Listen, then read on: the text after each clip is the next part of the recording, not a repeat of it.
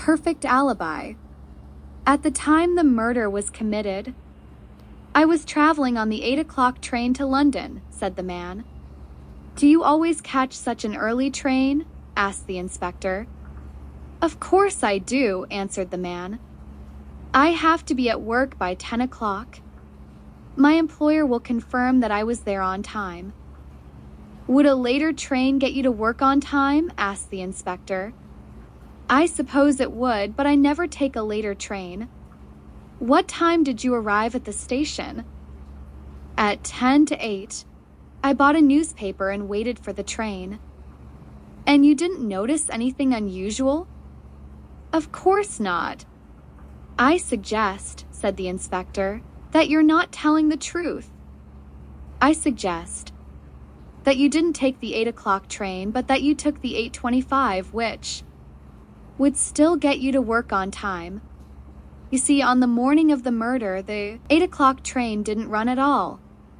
Broke down at Ferngreen Station and was taken off the line. The man frowned and scratched his head. Now that you mention it, Inspector, I might have caught the 8:25 train after all, he said slowly. I didn't notice anything unusual. It's not that strange for a train to be late. Really? The inspector asked, raising an eyebrow. How did you spend the extra time?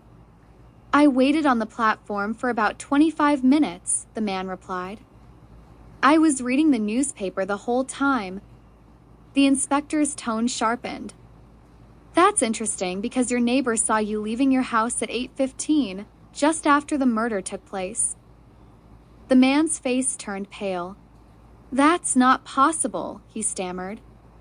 They must be mistaken. I don't think so, the inspector said grimly. You've changed your story, and the evidence doesn't support your alibi. With that, the officer beside him stepped forward. You're under arrest, the inspector said. You'd better come with us. Questions. 1. What train did the man initially claim to be on at the time of the murder?